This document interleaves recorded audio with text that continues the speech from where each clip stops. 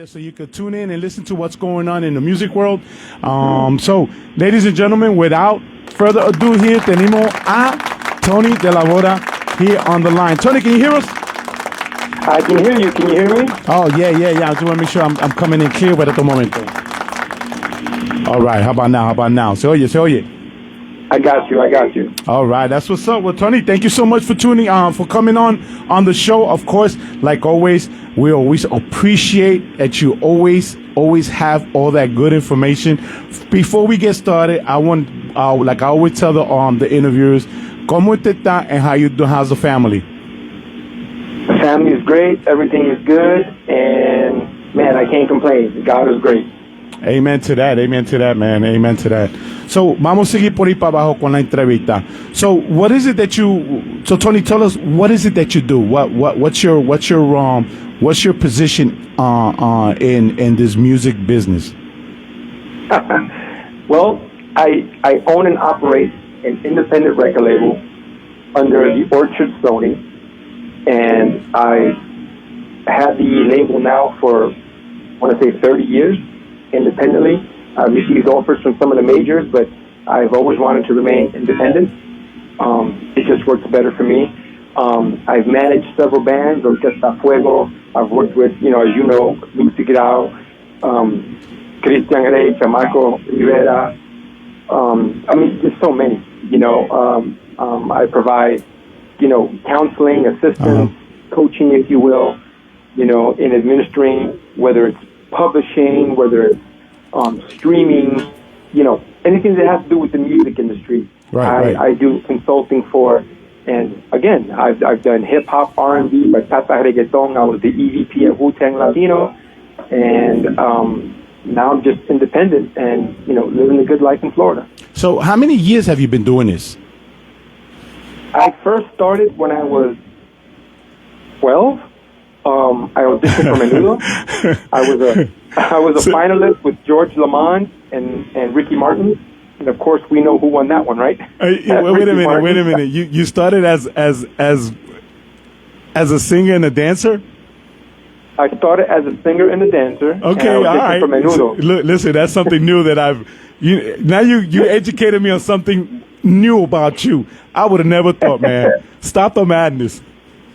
Yeah, it is definitely madness. We went down to Trenton, New Jersey when I was 12. My Aunt Thelma took me down. She was like, you got to audition. One of my first cousins was an original member, Miguel Cancel.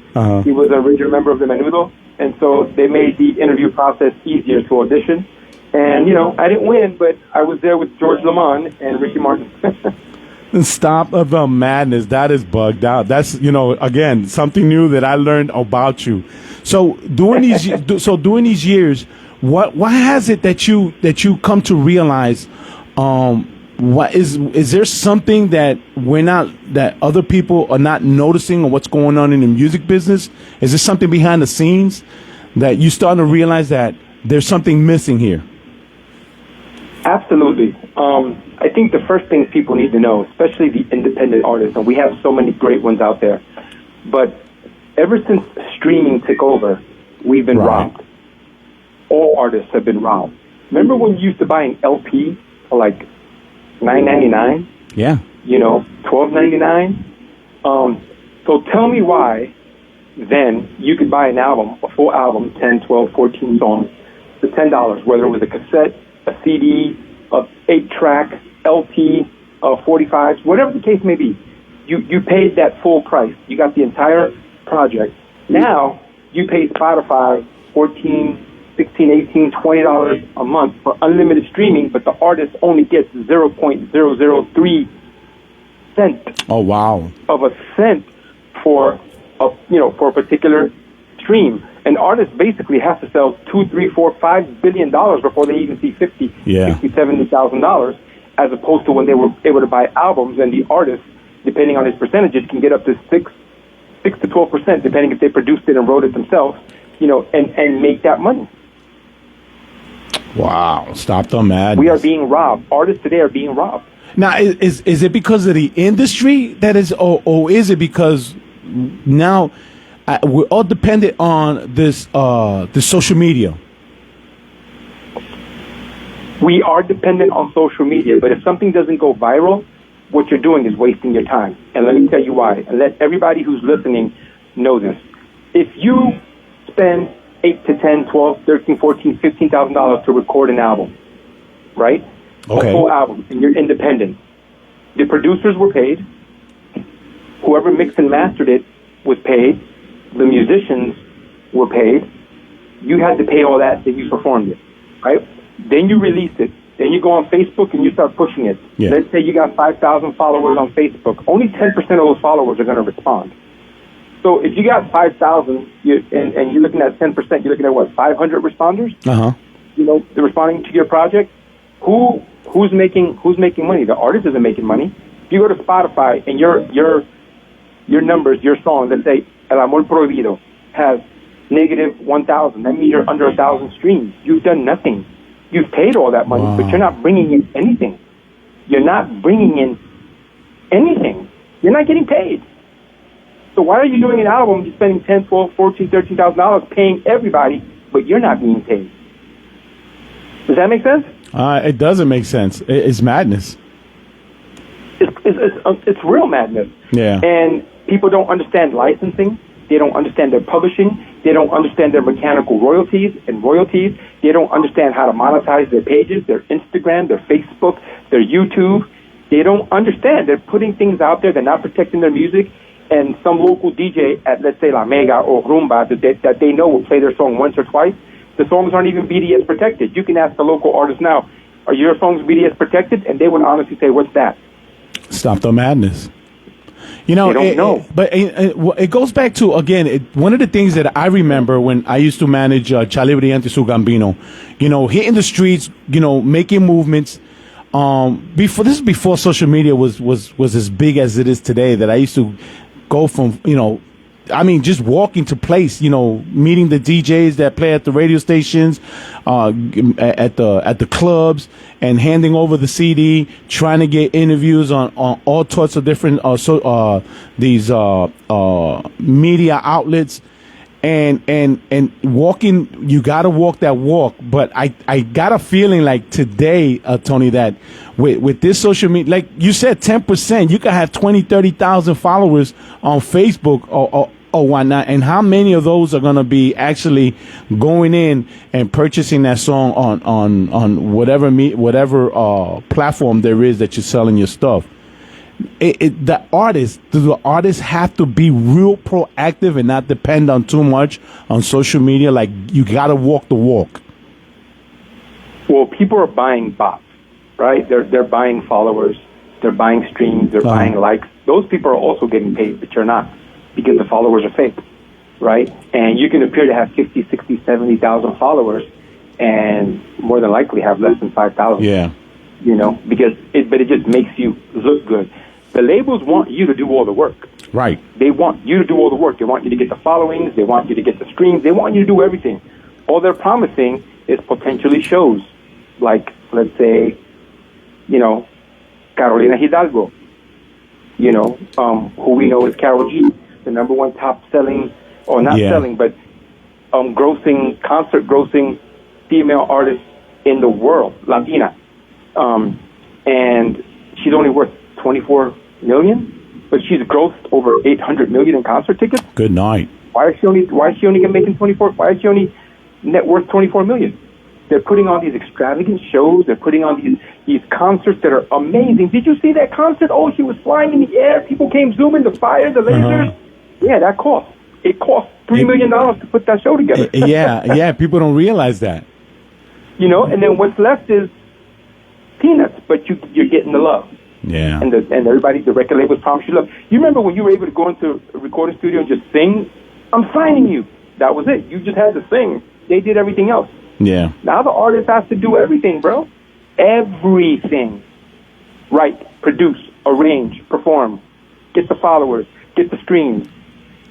And this is, and of course, with the hopes that that you get a signing contract.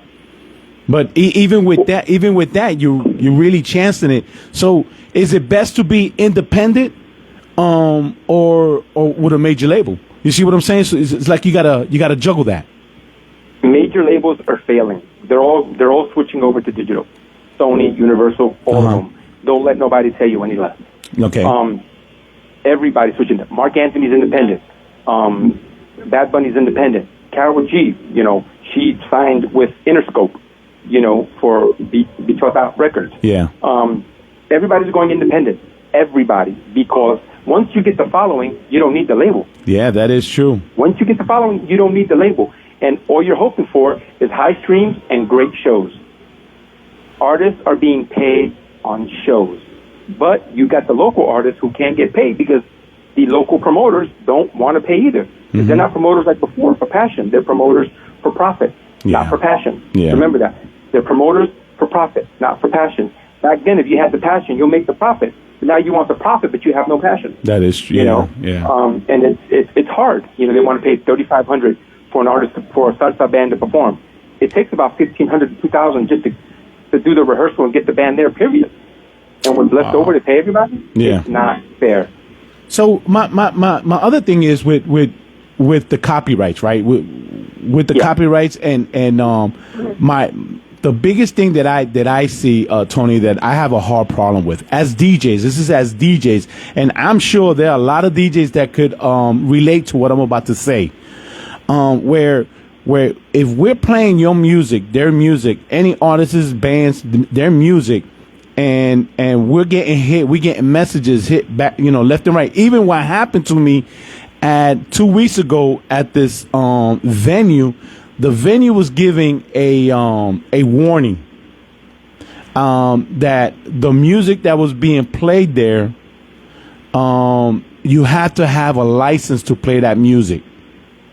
So where I have a hard problem with as a DJ, I want to get the music out there. I want people to listen to the latest and greatest salsa or whatever the genre may be. But, we're limited to what we could do. How can we get around that, Tony? Well, it depends on the venue. So, for example, if you're on late night radio, let's say you're on La Mega, Rumba, and you got a show at 10 o'clock at night, you can play any artist song without licensing for under 90 seconds. Anything over 90 seconds, they got to get paid for that stream. Now, on licensing, for example, let's use Lucy Grau. You know Lucy, great artist, great salsera. She performed a couple of Christmases ago at the Dallas Cowboys Miami Dolphins halftime show for Christmas. So the NFL had to pay out, the $20,000 for her to be able to perform her hit song, All I Want for Christmas, which is a salsa version of Mariah Carey's All I Want for Christmas, because it was going to be on national TV. So they had to pay the licensing for about $20,000 for her to be able to perform the song, but they wanted her to perform that song, So it depends on the venue. If you go to a venue and they're saying you can't play these songs, you got to get licensing. You can get licensing. You can redo somebody's song into salsa. Like I see you played Max Rosado, right? Yeah. And he has to pay for a certain amount of dollars for a certain amount of streams. Yeah. Provided the song, gets popular or not. Right. If it doesn't hit, they're not worried about it. But there is different licensing fees for a certain amount of streams, or for a certain amount of time that you can play a song. Right. Stop the madness. Stop the madness. So DJing isn't what it used to be. Yeah, it ain't what it used to be, because we want to get the music out there, especially with those new salseros that are not on major labels, that are indie labels, or even individuals that are out there putting their music out there. And it's one of those things that how can we do this if DJs are going to continue being bombarded with this stuff, and especially on social media, like on Facebook, I enjoy doing that. I used to enjoy doing that. Now it's not even worth it anymore. For the headache. It's still worth it, and it's not. When you're on social media has now become a public platform, like television. Like podcasts are super popular now, right? So if you're playing that artist's music, they're basically saying, we need to get paid because other people are listening to it. But you could just be live DJing a wedding and playing the song. Yeah. But if you don't have the rights to it, they're saying you can't play it. But then I ask myself, if I'm on Spotify and I got a podcast that's approved through Spotify, and people listen to my channel, then Spotify is covering the licensing because they want the viewership and they want the members. You got to have a membership through Spotify to get to this DJ's podcast on Spotify. Right, but it also that with that in mind, Spotify also in the what I read in the BMI licensing and ASCAP, I think it was too, that even though you are registered with Spotify, right, and you play music, your venue, you play music off of Spotify because now you have an account with them. You're paying a service fee with them, but you're still in violation.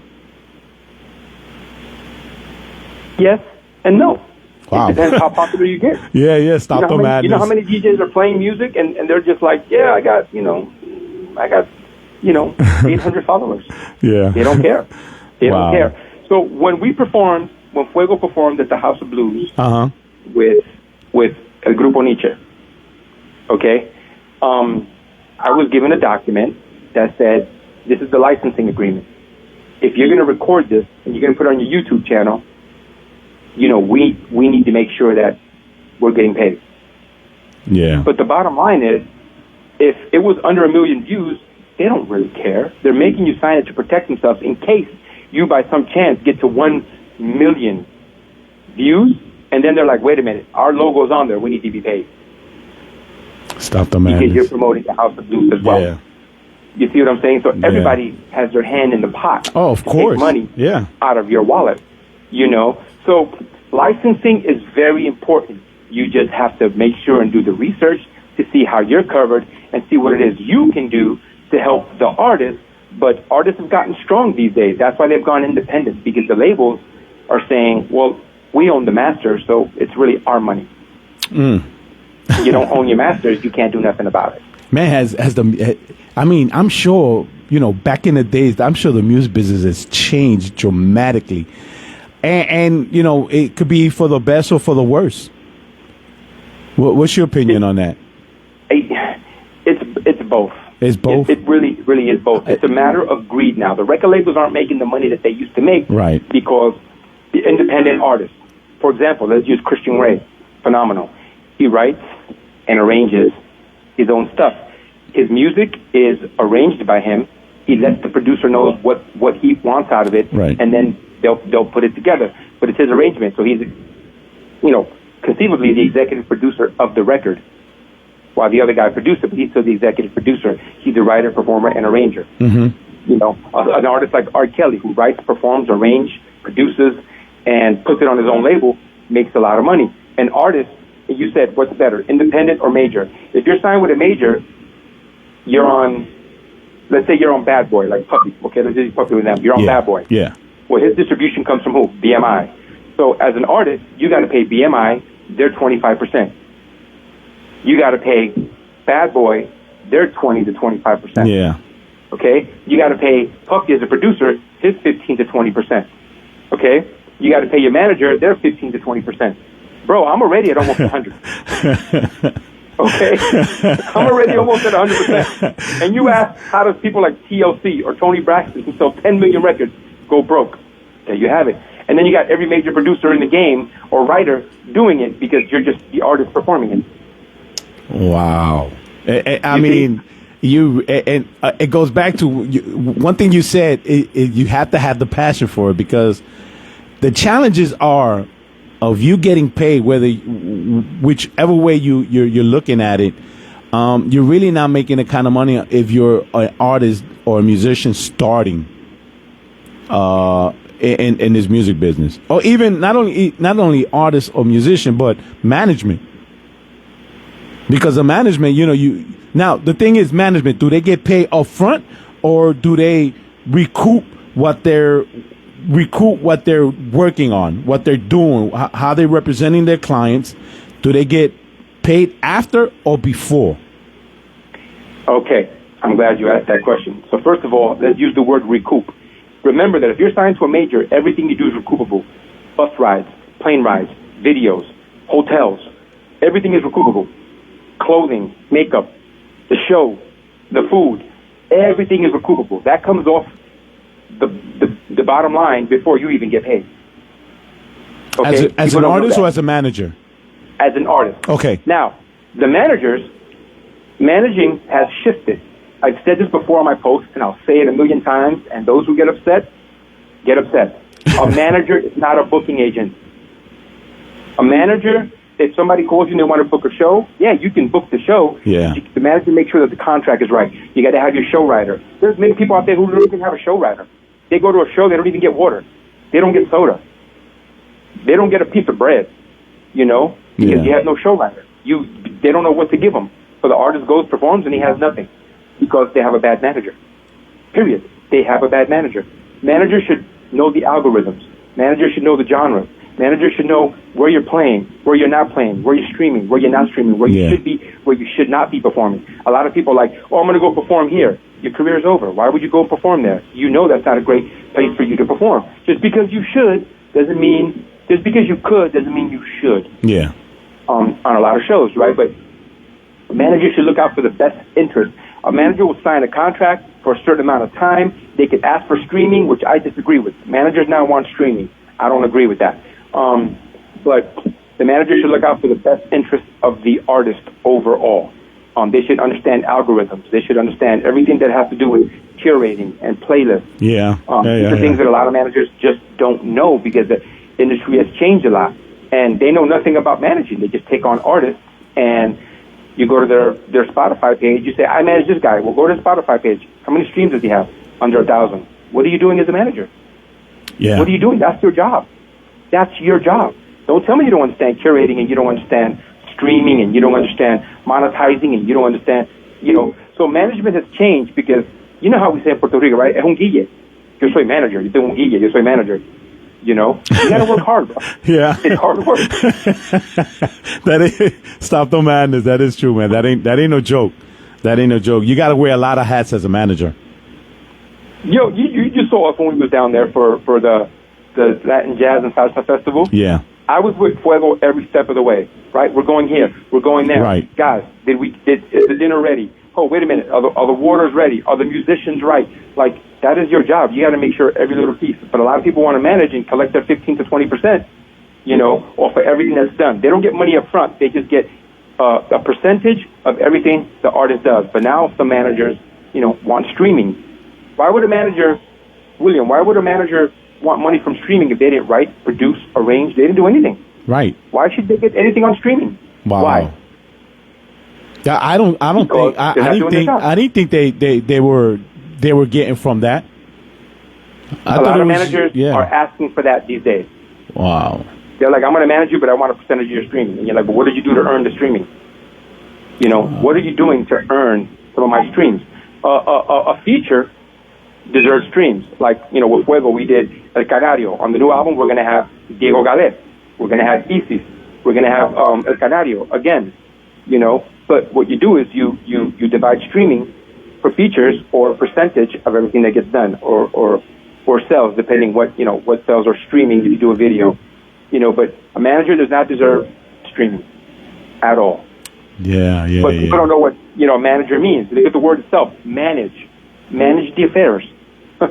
And I'm gonna tell you something. And doing the events that I did for the Veteranos Salseros here in Día Nacional de la Salsa, and I agree. A lot of these I used to role manage artists back in the days, and I've noticed that a lot of them don't have that no more.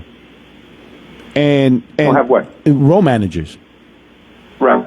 And the thing is that when I look at artists going to places, I start wondering, like you said, where's, are they feeding the artists? Are they giving drinks to the artists? Water, how are you taking care of the artists? Are you getting the transportation for the artists? A lot of stuff that needs to be done is not really being done. So I took it, doing my, when I did my events, I've learned from what I've learned that I make sure that I take care of the artists and the musicians with the transportation, the food, the meals, the drinks, and ensure that they have a place where they could cool down and prep before they go on stage. Correct. You see what I'm saying? All this stuff. Correct. But I'm starting to see a lot of it And going to these other events that I go to, you don't see that no more.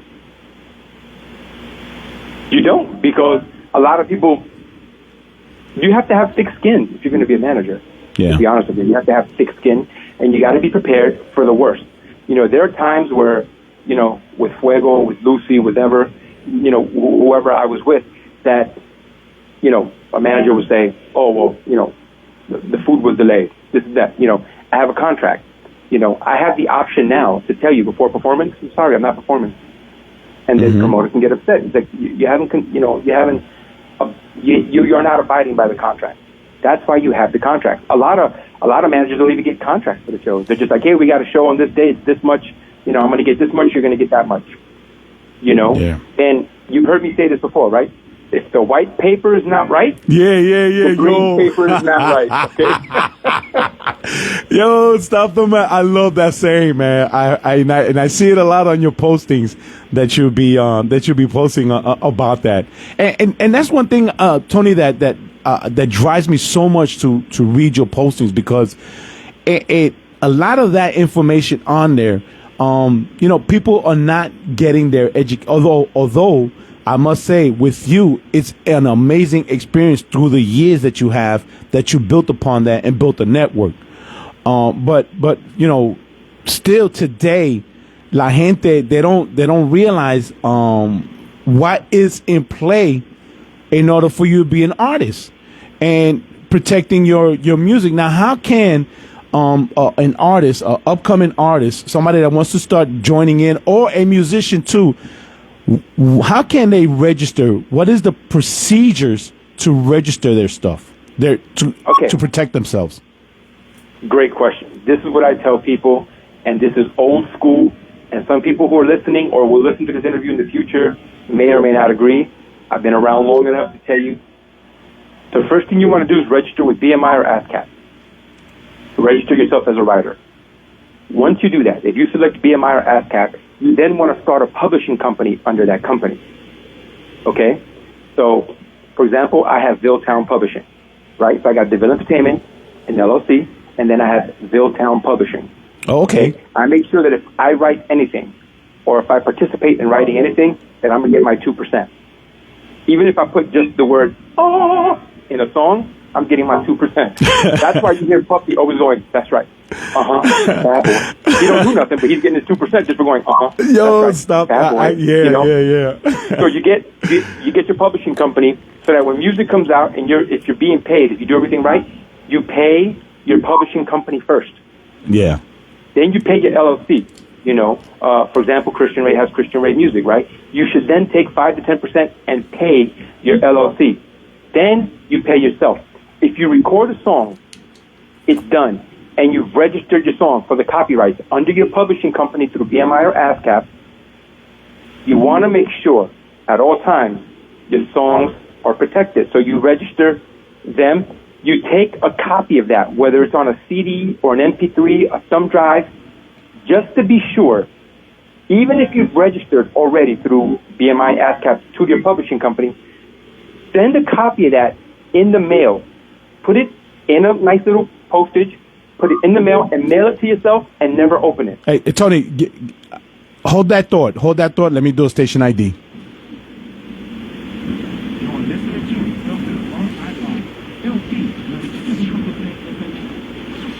All right. Go ahead. So, take a copy of your recordings, put it in the mail, and mail it to yourself. And never open it. On the package, you could write, if this is your album is called Nuestra Familia, just write it on the envelope and never open it. So if you ever have to go to court and somebody says, oh, that's my song or it wasn't registered, you can say, listen, I mailed it to myself, it's not open. It's legally protected by the United States of America and the United States Postal Service. Stop it's just like a copyright. They call it a poor man's copyright. A poor man's copyright? That's what they call it. And you don't open it, and you just keep it on file. If you ever got to go to court, you go, Your Honor, here it is. Yeah. The state of Florida sealed this and approved this on May 10th, the day the album wasn't even out yet. But here's the music. Stop the madness, yeah. And it's protected. So you got to protect yourself. Go to Google, type in BDS, Bobby David Sam Protection. so you can protect your music for radio play. Okay?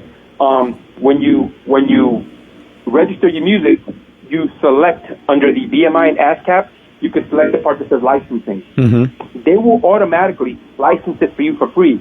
Meaning, if a documentary, a movie comes up and they want to use a part of your song, they've got to pay you. For example, the Shaquille O'Neal documentary on HBO. I don't know if you've ever watched it. No, I haven't, but I heard of it, yeah.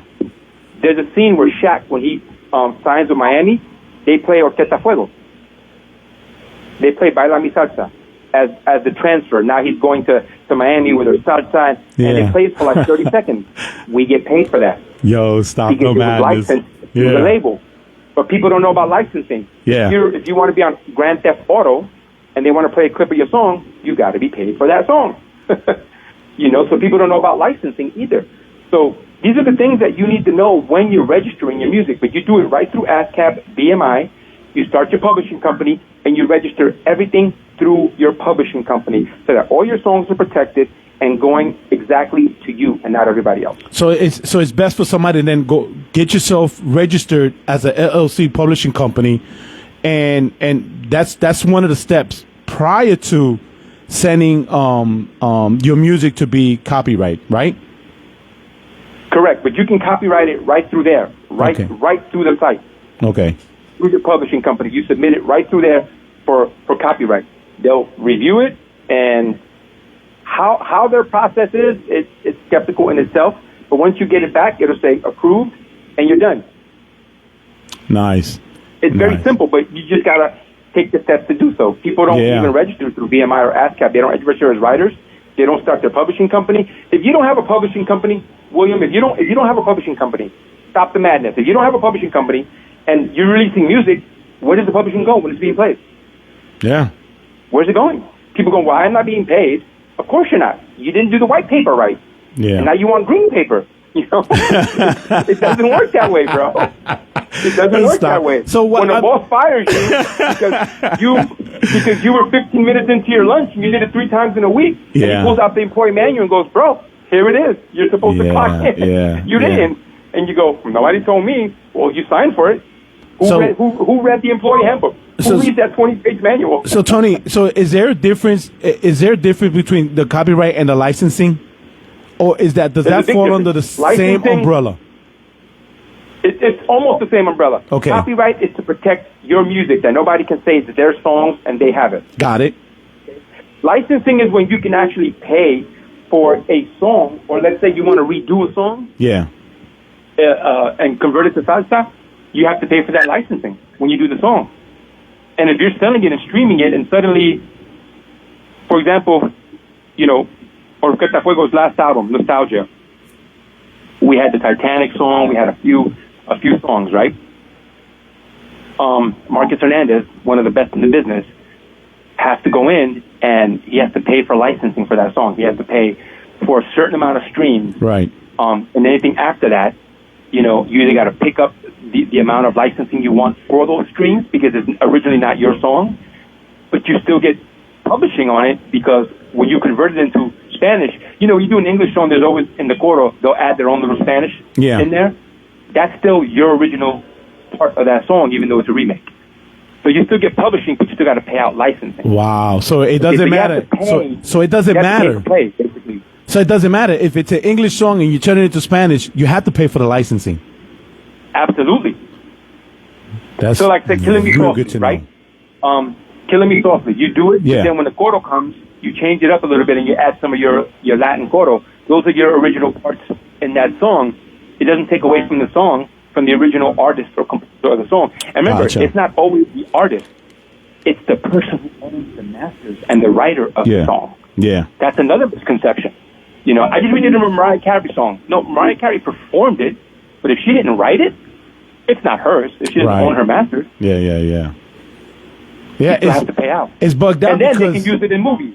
Right. If you're using it in movies, then they got to pay you for the amount of time it is being played in that and on that scene. Now, is this it? Now, with this to have the, I don't know if people understand, especially in the salsa genre, with El Gran Combo de Puerto Rico y Charlie Aponte, right? Is this kind of the same thing of what's going on with the back and forth? Because although Charlie Aponte sang those songs during the time that he was with the Gran Combo, but he doesn't own them, or does he? I heard there was a lot of court stuff going back and forth. Originally, he lost in court. Okay. Which he was not allowed to perform those songs. Because most of his career is performing those songs. Yeah. Those old school songs. Most of his solo career stuff didn't hit enough for people to follow those songs. Charlie Aponte is a great artist, a great vocalist. Oh yeah, hands down. His net worth is about $10 million if you look him up. But I think they did come to a source agreement where he's allowed to perform, these songs. He had to come to an agreement with El Gran Combo because El Gran Combo does own their masters. Yeah. They own them. Charlie doesn't. So when you leave a band, you just can't perform those songs. You need permission. A lot of people break up from groups and they try to perform those songs. You still need to get permission and licensing. Most people don't, and then they end up in court. Yeah. Or if you sign a contract for a concert and you're going to perform 4 of those songs, you got to be able to pay up a percentage of what you're making on that show to them. Interesting, but no, man. Does not own any of those. Yeah, and but he's Charlie Aponte, right? He was with them for what, 40 years? Oh, man, forget about it, man. I remember him when I was 15 years old, watching him for the first time. And that which brings me to my attention with our conversations. So like that, I could understand and people could understand if you are aware of what happened with the Gran Combo de Puerto Rico with Charlie Aponte, you could get to understand how important it is to ensure that you respecting and licensing your music, or if you're gonna sing somebody else's music that the masters, you got to make sure that you get permission and the license for that. You do, and you can do that. You can do a lifetime licensing with somebody and say, hey, I'm going to pay you this much, and I'm going to be performing, and I expect to be performing this many shows in a year. In Charlie's case, I'm sure he's doing 3 or 4 shows a month, and it depends where, too. It depends where you're performing. In South America, Charlie Aponte is probably going to get 20, 25 grand for a show. In America, he's probably going to get 10 to 15. Yeah. But yeah, he did have a situation, and you can't even book them on the same show. No. Because he's not. Cause then he can't perform those songs because they're going to perform them. Yeah. But then there's a sense by Charlie saying, "Listen, you guys got notoriety because I sang those songs. People know me for those songs." Yeah. So he has an argument, right? I mean, he was with them forever. He gave them credibility. People know him for those songs. They're monster hits. They are. So in his mind, he's like, why can't I perform these? People know El Gran Combo, but they know Charlie Aponte from El Gran Combo. It's amazing, man. It's amazing. It's a back and forth. Of course, then you're spending money in courts, and then lawyers, and stop the madness, man. And you got to do it the right way. No, you got to do it the right way. Yeah. So, you do, and that's why I said, if the white paper is not right, the green paper will never be right. Right, you're right. So another thing as a manager, right, Tony. So when you're managing a band or an artist, and you're performing, I just need to know: is there a written could be a law, or is it a non-written law that if you're performing in, for example, if you're performing here in this state, and then you have another performing in the same state on the same day at another location, right? Is that doable? Me personally, I would never do that. Okay, I just need to. Go ahead. As a manager, it is important that you respect the promoter, and it's important that the promoter respects you. And by this, I mean, if I'm in, give me a city in Virginia, any city. All right, let's say for example Richmond, right? Okay, we're in Richmond. We perform that night. We go on at 9 p.m. Right. 10 p.m. and we perform till midnight. But somebody says, "Hey, come by here at 1:30." We leave that show and go to Virginia another Beach. city that's within 50 miles. I wouldn't do it. 50 miles? Not for all the money in the world, I wouldn't do it. So is there a mileage? So is there a mileage in between that then? You see, I wouldn't, because what you're saying is you don't have to come to this show. Right. Just wait a couple hours and come to this show. Right. That's what you're saying. And I have fans. Fans is short for fanatic, right? They're fanatics. They'll do whatever. Yeah. There are people who go see Bruce Springsteen in Venezuela, and they live in Chicago. Yeah. You know, they're fanatics. They want to go see him there, right? So you don't want a situation in which a promoter can make less money because they're going to go, well, you know what? My parents live over there in Richmond. I'll just go to Richmond, spend the night at my parents' house, and go to that show, and not go to the one up here. Yeah. Yeah. You don't want to do that. You don't want. No. You don't want to be in that predicament because I see this is now in my view as my days as a promoter, role managing and all that good stuff. My experiences has always told me that is not a good rule to follow, business wise. It's not. I see. That's why now. Through the years, I know that wasn't because I've heard it through a lot of managers, promoters that always say, no, that's not good, right? But at one point, do you say, okay, where is it in writing, or is like one of those things? I forgot. There's a word for it, an unwritten rule. It is an unwritten rule. So, okay. For example, here. In where I live, and I'm in Central Florida area, we have a problem with Orlando and Tampa. If Grupo Nietzsche is going to be here Saturday in Orlando, and they're going to be, Sunday in Tampa, that's a no-no. Because they're just an hour and a half away from each other. Yeah. Why go to one show if I can go to the other show? Yeah. And sometimes, not even in the same month, you have to be very, very careful because you're going to ruin ticket sales. And at the end of the day, these artists get most of their money, not on streams and views, it's performances. Yeah. It's the performance-laden show. Interesting, okay? Man. And Interesting. You have to make sure you don't ruin the network.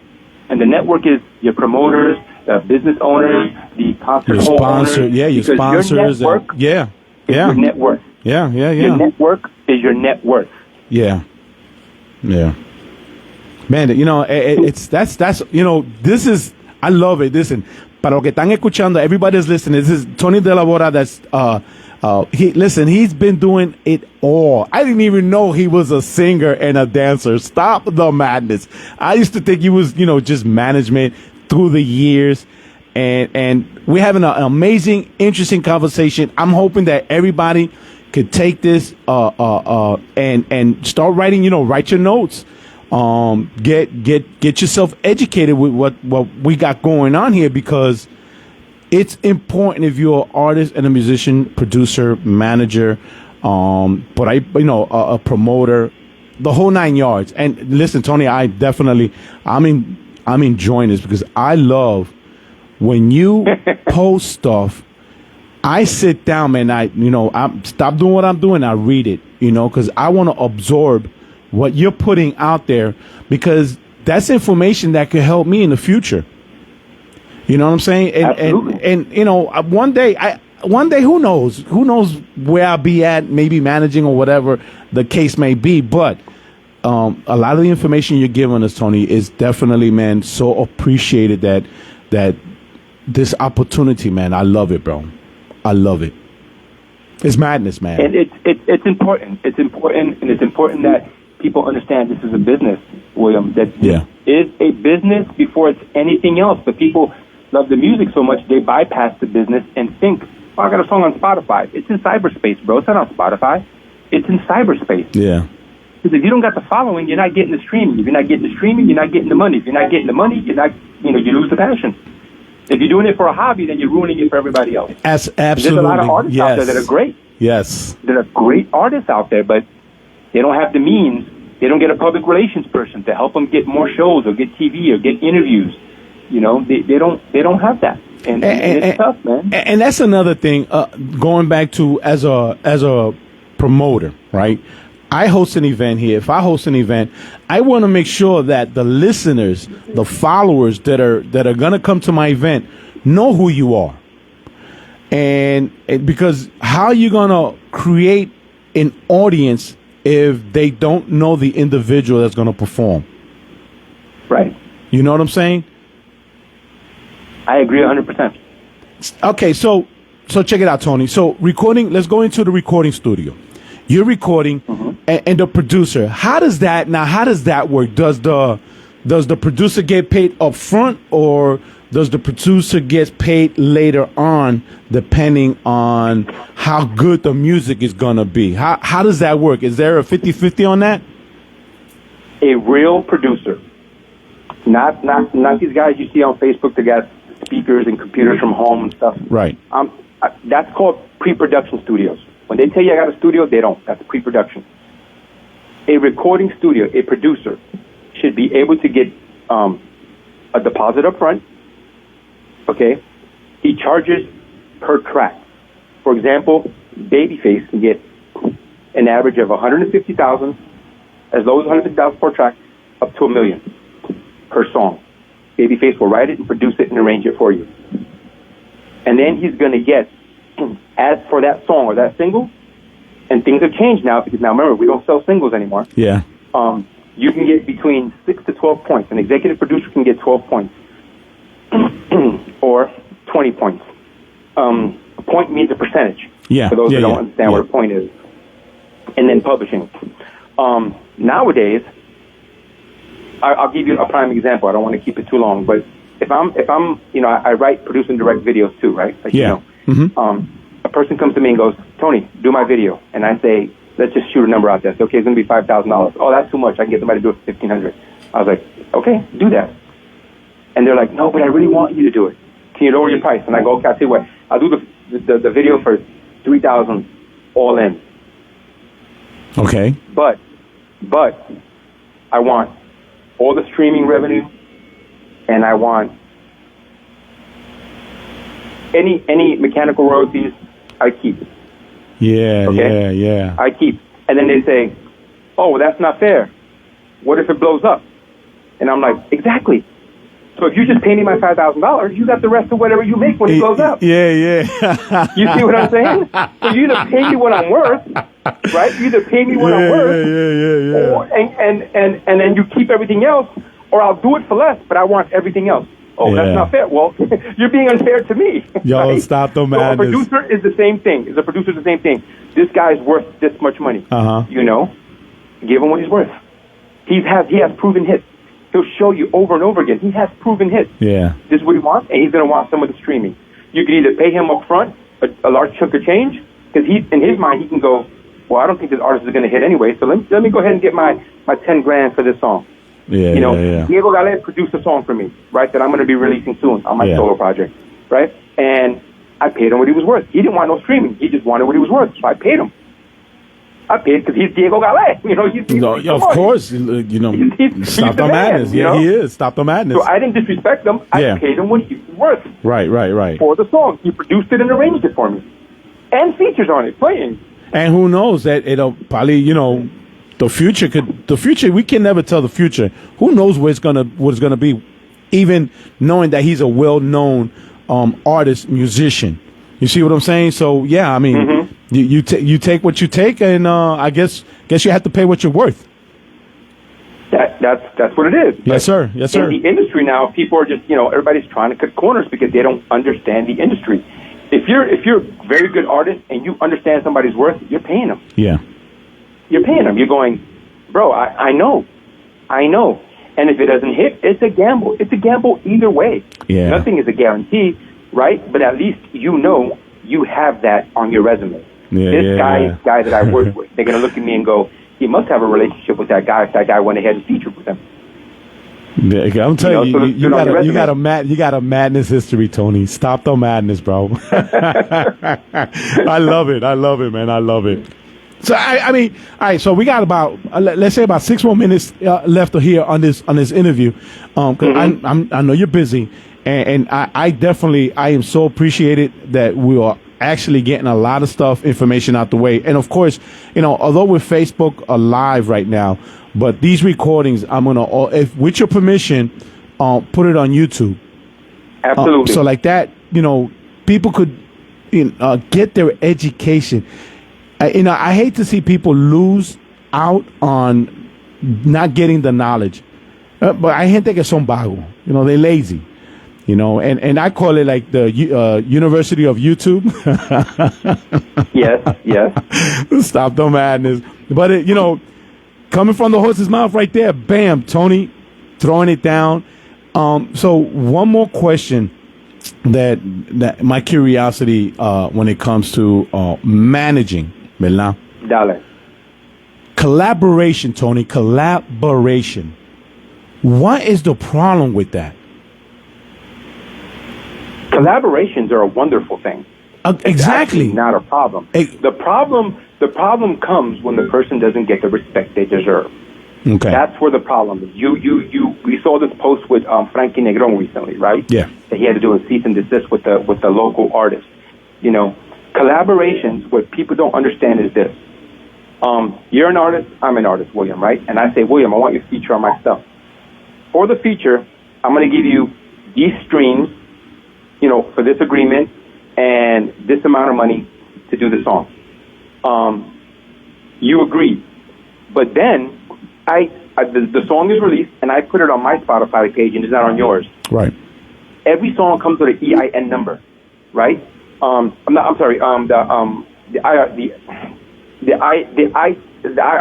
IRSC number, CS number. You can share that number, and that other artist could put it on his page too. And even though Fuego's getting paid, it's still being promoted on that other artist's page.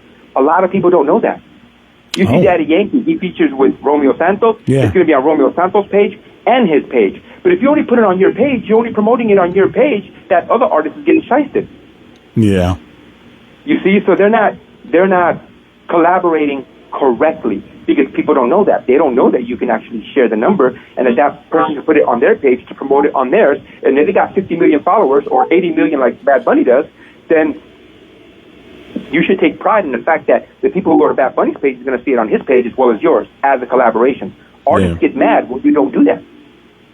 When you're just putting it on your page because you're the lesser known artist. So it's like, dude, you got 15,000 followers. I've got 150 million. Why aren't you sharing that love? Yeah. And you're not giving them the respect they deserve. That is by giving them, either streaming or the correct promotion. Or the artist might say, I want a video to it. Are you going to do a video to it? And then you don't do a video. See, but I do have a strong belief that we've come into this to this generation of ours, with the salsa genre, right? I'm more concentrating on the salsa genre on this conversation that I'm about to have.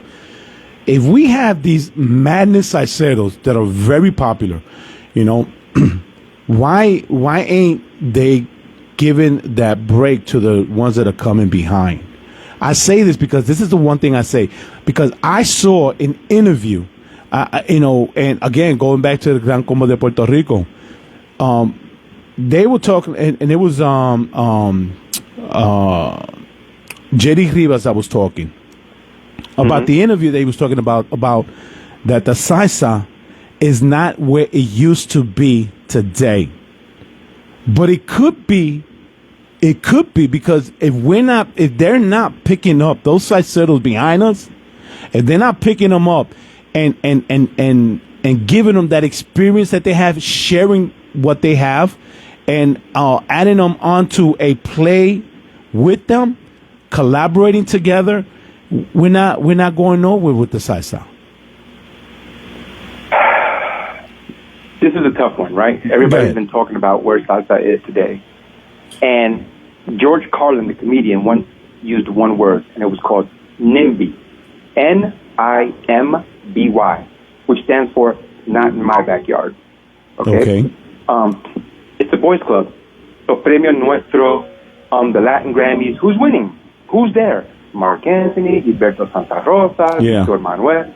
It's the same old characters. And it's going to stay that way. It's the boys' club. Okay, independent artists can't get a break. Now, people like Christian have done songs with great artists, so Vega, Willie Rosario, you know, but that doesn't mean that automatically puts them over the edge, you know. I don't think it's that salsa isn't where it is. It's that we don't have venues where people can go and enjoy the salsa and listen to the salsa wholeheartedly. Yeah. You actually have to go to a concert. When's the last time you saw a great nightclub like Copacabana, you know, La Tropicana, like we used to have in New York? Well, find me a club anywhere where it's been steady over the last 5 years where you can go dance salsa and listen to great salsa music and even go see performances. I don't think they exist anymore, bro. I don't see it either, man. I don't see it either. They don't exist anymore. Unless they're in concerts, you know? And so, you know, what you have left is having to deal with going to concerts. And, you know, not every promoter promotes it right. Not every promoter knows what they're doing. Wow. You know? And so, unfortunately, salsa suffers from, I mean, what does Mark Anthony charge for a show? Oh, I could just only imagine. You know what I'm saying? But it's still, so people stick with what they know. Yeah. And streaming hasn't helped it because Mark Anthony dominates everything he touches is gold. Wouldn't you say? He releases something, he's like, wow, that's hot. Yeah.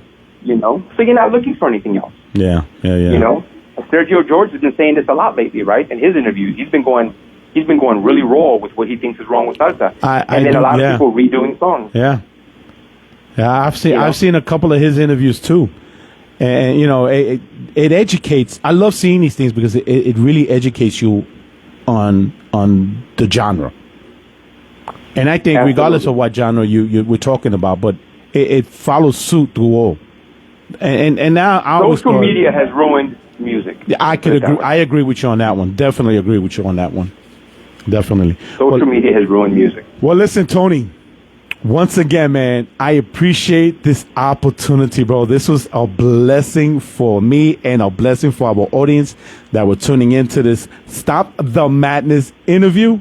Tony, thank you so much. Listen, if you want to say anything now before I have to let you go, but I'm still going to be, you know, I'm always going to be paying attention to your postings. Absolutely. I want to say pick up the new Christian project, the EP, Mi Fantasia. It is absolutely off the chain. And be looking for, probably by late June, be looking for the new Orquesta Fuego, Mambo Mania, the 8th album. It's going to be amazing. Featuring Isis, featuring El Canario, and El Gran timbalero, Diego Gales. It is going to be off the hook. Stop so the madness, just be looking for that stuff. It's coming. It's going to be, I'm telling you. I got goosebumps just you talking about it. Stop the madness, man. You know, it's funny. I got Christian Rey, which is I'm his new one. I'm gonna put it on as soon as we hang up. But listen, Tony, God bless you, man, and continue that fuerza and bro, what you're doing on social media, educating all of us on this madness of music business, because it is not easy. You have to understand it, and not only that, you gotta love it. Because if you're out there representing an artist or a musician, you know, we can't do bad. We cannot do bad. Although, you know, there's really nothing we could do about those that are doing bad. You know, but as long as we understand how the music works, how the music business carries itself. And I definitely will be looking forward to more of your postings, Tony. Thank you so much. Y mille de suerte en el futuro, my brother. Gracias. And I'm grateful to you, brother. Thank you for all that you do. And, you know, keep it real. We're always just trying to keep it real. And at the end of the day, there are facts and there are opinions. Yeah.